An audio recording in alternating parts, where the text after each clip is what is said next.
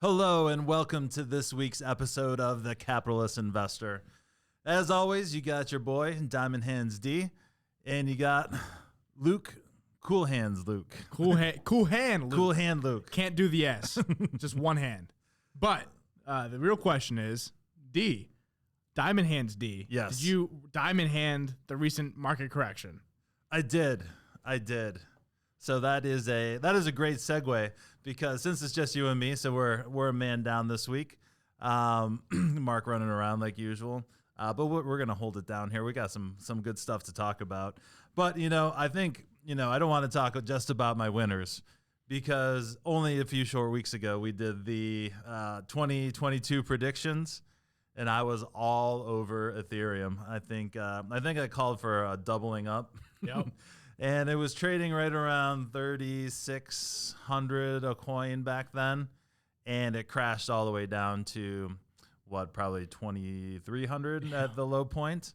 But I diamond hands that, and I actually bought a little bit at the bottom, so it came up quite a bit in the last 24 hours. Come on, D. You got to utilize the Wolf of Wall Street quote. I don't know exactly, but it's something along the lines of, "You should only know me for my losers because there are so few." Never ask my clients to judge me on my winners. I ask them to judge me on my losers because I have so few. Right? There we go. There you go. So, I just thought that was funny. Like to point that out. But yeah, we're going to talk about that today. We'll talk about that market swing we saw. Pretty historic intraday swing there. We'll talk about Biden calling a news reporter a stupid son of a bitch and the media cheering him on. But I think we should start with something kind of fun. So Neil Young threatens to pull his songs off Spotify if they don't cancel Joe Rogan, essentially. Yeah. I think the old man, take a look at my life, needs to calm his mouth a little bit. But, Neil Young's always been political. I think almost every one of his songs back in, the 70s and 80s, was all political, and he's getting political again. He's kind of been quiet over the past couple decades, and here he comes out saying basically cancel Joe Rogan, cancel Spotify. I'm taking my money out, or not my money, my songs out of Spotify. If you don't cancel Joe Rogan. And that's the problem with cancel culture now. Yeah. Like, if you just disagree with somebody and you can use your influence to try to cancel them, somebody that you don't like. Yeah. That's horrible. Really is. That's not a life I want to, a world I want to live in, man. It really is. It's these, I always kind of, when I saw that, the first thing that popped into my mind is only a Sith deals in absolutes. Yes. I'm a big Star Wars guy too. Yeah, so I'm kind of a Star Wars nerd. So, but yeah, first of all, Neil Young is 30 years past his heyday? Yeah, at least. I don't know how big of a draw he thinks he is on Spotify, but I am a big fan of music. I'm a big fan of that era of music. Yeah. I've just never liked his music.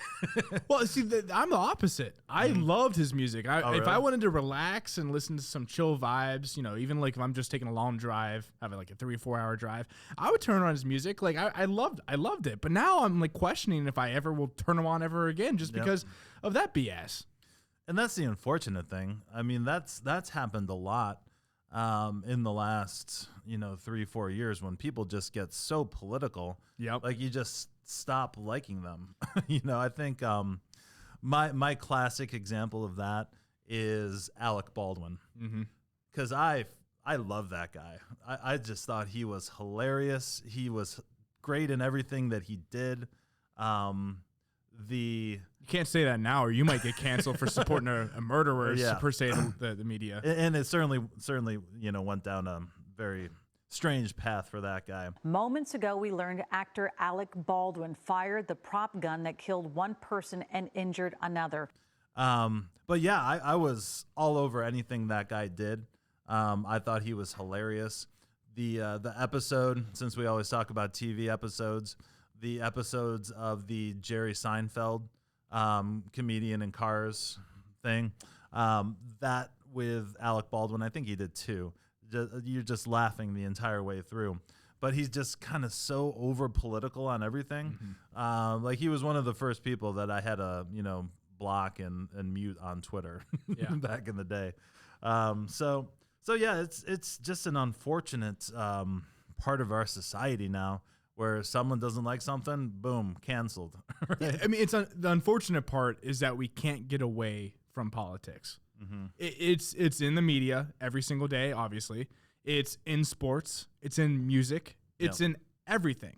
And I think it's gotten more political and more in every part of our lives over the past 10 years. I mean, we just become so much more divided. And I think that we need to ask ourselves, is this the direction we want to go as a society? And I think a lot of us would agree that it's not. But sadly, these people that think they have power, or some of them do have power, are using their power for not the right things, and to destroy people's lives, and to canceling Joe Rogan. I mean, Joe Rogan's like 1,000 times more popular than Neil Young is right now. He's pretty much the most popular person on the planet. I mean, I listen. I wasn't alive when Neil Young was in his prime time, so I don't know for sure. But I'm gonna say, Joe Rogan might even be more popular than Neil Young was in his prime. So I mean, it's just, for sure. I mean, it's just something to think about, man. It's just like, people coming out trying to maybe, I thought about this part of it as well. Maybe Neil Young's trying to spark some of his music back by trying to get back in the media. Yeah, I thought about that too, but I think he's just kind of a grumpy old man these days. Well, it fits his song, man. Old man, look at my life. I'm a lot like you. So 2001. Me and two buddies and one of my buddy's girlfriends, we hopped in my Ford Taurus and we drove to Indiana to see Farm Aid, which is I think it was started by Neil Young and why can't I think of his name? Willie Nelson. To support America's farmers, right? Yep. And then Dave Matthews jumped on board, and when that happened, everyone at John Carroll wanted to go, basically. So I actually saw him live, and he was really the only disappointing act of the whole night. John Mellencamp was great. I think Sheryl Crow was there that year too. Oh, don't kid yourself. You were in college. When he came on, you probably were 20 beers deep or something. You were like, I don't even remember that. I do remember, some shenanigans on the drive out, but we won't talk about that. There we go. So yeah, that's immediately what I think of when I think of Neil Young, because that was the only time I saw him.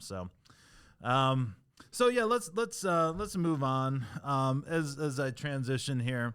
I have a lot of my clients who listen to the show every week, so thank you for that. One thing I keep forgetting to mention is all Madden Documentary.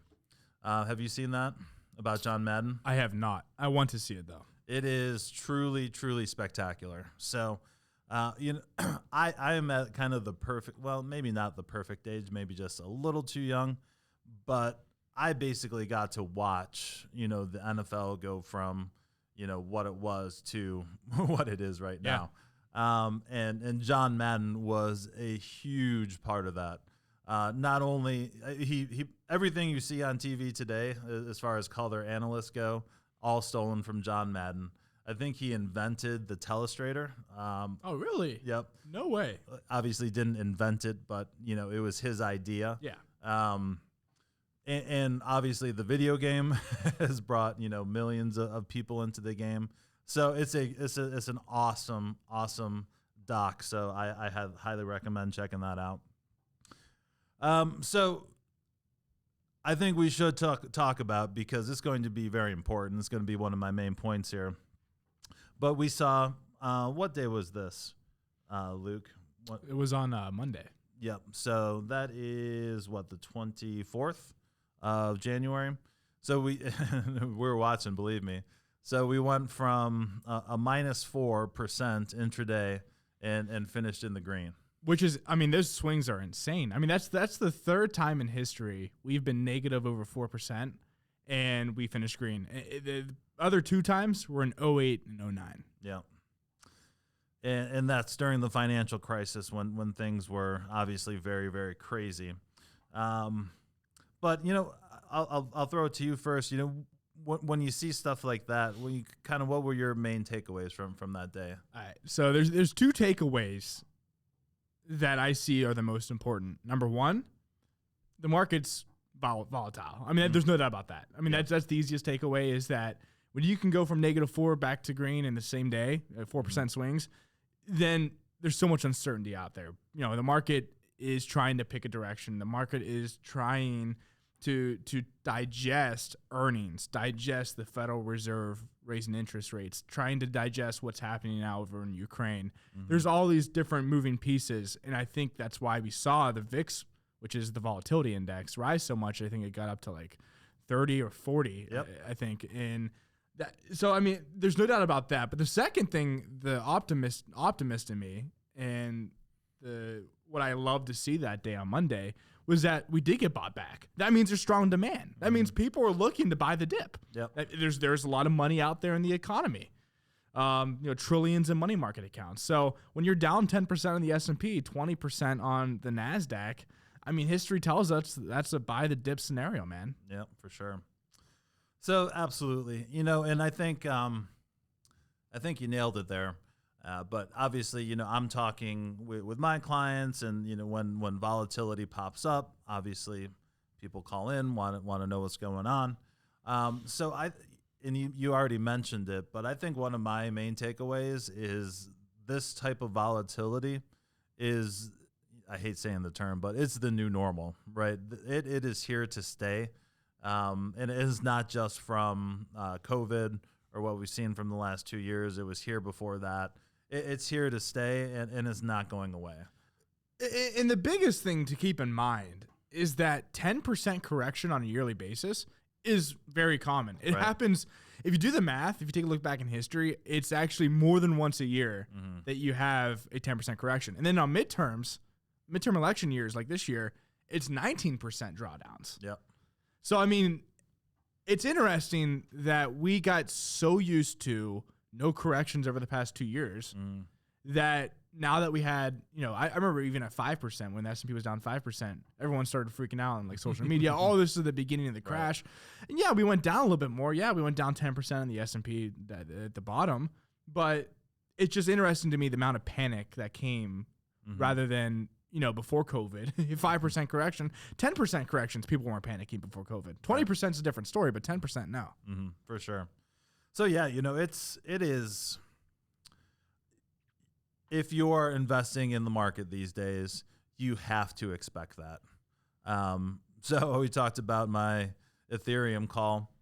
I think all of us, I know Mark and I'm sure, I think you agreed as well. Talking about volatility in the first quarter, and I think Mark was the one who mentioned it first, but seeing a 10% pullback in the first quarter is something that we saw as very likely. Yep. And it pretty much already happened. And corrections are part of a bull market cycle. Right. Like the end of a bear market technically, or bull market technically, is a 20% drawdown on the S&P, because the S&P is used to perceive the stock market. Yep. 10% corrections, again, like those are normal parts of the bull market cycle. The only interesting thing to me, the observation I've seen, is that the pandemic crash, 2020, we saw that 30% drawdown, and then we saw it get bought back, I think, bottom to top within like 5 or 6 months, 3-4 months, maybe even, like the top from bottom back to the top, previous top. That was usually a 2 to 3 year, 4 year cycle before COVID. Now we saw this, 10% correction again. Who's to say that we don't go back to all-time highs again over the next 3 to 4 months? I think the bull market cycles of top to corrections are just getting shorter. Yep. And that's a cause for concern maybe 10, 15 years down the road, but there's a lot of firepower left, man. Yep. I completely agree with all that. It's stuff that happened in like the 40s, 50s, 60s, and 70s, 80s. All the historical data that a lot of people cite when, bad stuff happens. I don't know if you can throw it out the window, but this is certainly a new type of market that we're in. And, the thing I just wanted to say about that is you can't be making big moves in and out of the market. You can't be trying to time the market because everything is so quick and compacted these days. If you make one wrong move, let's say you pulled all of your money out of the market when it was intraday down 4%, right? That move has already cost you at least 7% as we sit here today. So you have to expect this. Obviously, when your money is on the line, it feels different. But you have to be patient through these high volatility periods, which are going to continue to pop up. Just look at Microsoft real quick. They reported earnings. They were down 5% right after they reported. The knee-jerk reaction. Right. They crushed their numbers, top and bottom line. Earnings per share crushed it. Their revenue crushed it, record revenue. And then all of a sudden, they get on their earnings call and the stock goes up 4%. So 9% move on Microsoft. I mean, that's a 9 or 10% move on a big stock like Microsoft is like rarely ever seen, man. Mm-hmm. And then Netflix drops, 25%. That's the market we're in now. Yep. But that being said, you can't necessarily follow the knee-jerk reactions. Right. You're going to get in trouble if you follow the knee-jerk reactions in this kind of market. You have to dig deeper. You have to think deeper. I actually just tweeted, I think it was, when this episode comes out, it'd be like a week before. I tweeted yesterday that you have to think deeper and different in this kind of market because, for example, this market, when it dropped, we have a drop before earnings. We have we're still down, 7 or 8% right now as we speak. We're down 7 or 8% from the top with earnings season right here. Big companies are reporting this week. Microsoft, Apple, Amazon, all these companies. That makes the hurdle lower for when these companies report. Like Microsoft, it sold off initially, but it's up 5% today. Mm-hmm. Because the hurdle is lower since these stocks already sold off. So earnings expectations don't have to be as high going into these earnings. Yep. So you have to think differently because most people be like, oh, well, yeah, these earnings really, the bar set really high. Well, now the bar set lower. So, I mean, it's just something you got to think about, man. You just got to think differently. Absolutely. So yeah, buckle up for a wild ride. I'm sure it's not going to stop anytime soon. And I don't know why the market always goes crazy when the Fed talks. It's because Jay Powell can't speak. that is why. Just like Joe Biden, yep. Which kind of leads into our next point. That's an excellent segue, as they say in the business. So I'm getting better at these segues, man. So last topic of the day, and I don't want to turn this into I do. Conspiracy theory radio or dump on Biden. I didn't mean I do on the conspiracy side. I want to dump on Biden. Yep. But I do have a few takeaways from Joe Biden just over the last few days. So, in case you don't know, Joe Biden, actually I have 2 points on this that I want to talk about. Calling a Fox News reporter a stupid son of a bitch when he asked about inflation. So apparently Joe Biden gets really testy when you ask him a question about something other than what he wants to talk about. I think it's because he's asking about inflation, and I don't think Biden even knows what inflation is because he thinks this Build Back Better plan is going to fix inflation. Yep. So let's start there before we just start dumping on him. So he called a reporter a stupid son of a bitch because he was asked. The reporter was asking about inflation, and Joe's initial response was, "This is a great asset, inflation." What a stupid son of a bitch! It is a common belief out there that rampant runaway inflation is an asset. Well, yeah, exactly. Let's just keep on saying that real quick so the listeners can understand. Right. He literally said that inflation is an asset to him. Yes. Now, I actually looked into the economics of this just so I didn't look dumb on the show. But in a developing country situation, a slightly elevated inflation number can in theory, spur production. Because it's strong demand. Right. Because you want a growing economy to have high demand, money flowing throughout the economy. Right. But not when it's artificial and you close down the country. Yeah. So it's what he is saying has no relation to the actual economic, thoughts and I can't come up with the right word. I just wouldn't be surprised if he didn't even take economics in college because he doesn't know economics 101. When you say printing more money is going to help inflation, like that goes against every economic principle there is. So that's what he's saying. He's saying printing more money is an asset, which everyone knows. It is to him in a different way because it buys him votes. He's trying to buy himself votes. That I don't know how you can come up with a different conclusion than that. But unless you're a reporter, because they went crazy. Yeah. They're like, yeah, get them. And the only people who are a fan of these journalists, in my opinion, are the other journalists. Exactly.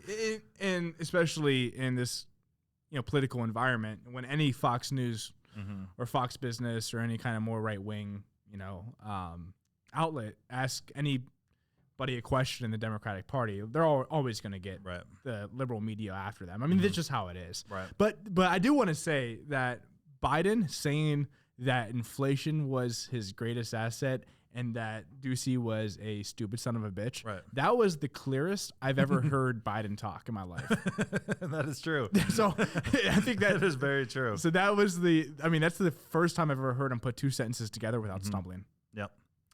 So if you're going to say that, at least back it up with something, Yeah. Okay, Joe, why is he dumb? Why is he stupid for thinking that that's a inflation very is a problem? valid question. Yep.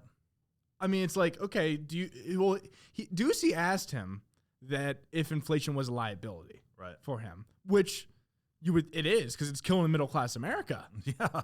It absolutely is. So, I mean, it's a very valid question. And it upsets me that the leader, of the free world,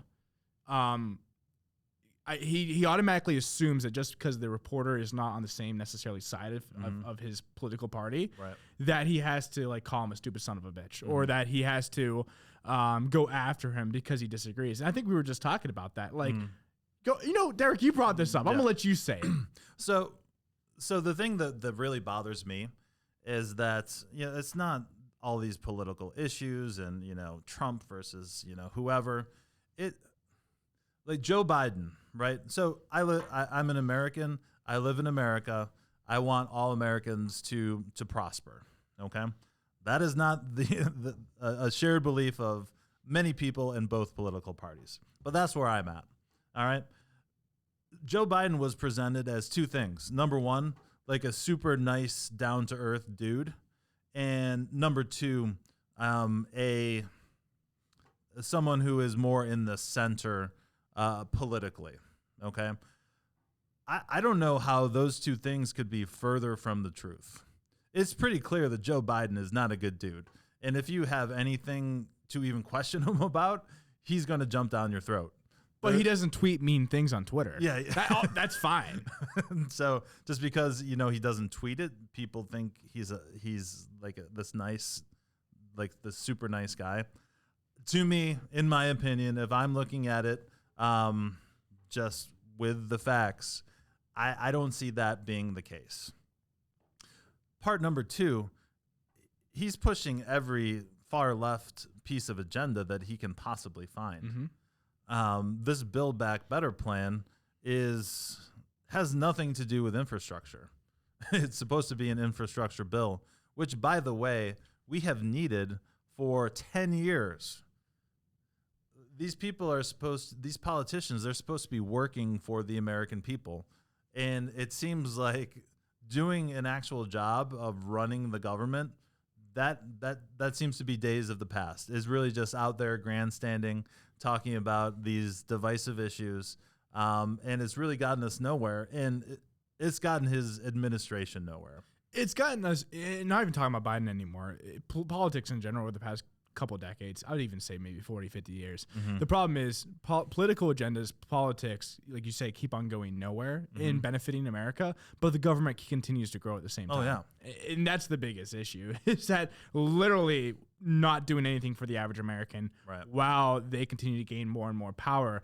And that's why they become more of puppets. You know, and it's not just the Democratic Party. It's a lot of politics. I mean, it's everybody.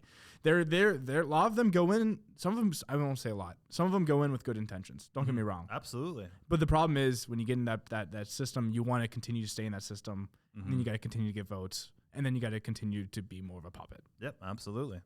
That's where we're at. And you know, we need. One thing I'll say about Donald Trump is that, you know, he was definitely not that Ronald Reagan type figure who kind of united the country, and that's what that guy did. We need someone like that to Derek, I'd vote for you, man. I'm not running. You'd have to be crazy to run for president. I agree. But that's the other problem. You know, good people don't want to be in politics anymore. No, you'll get canceled. Yeah.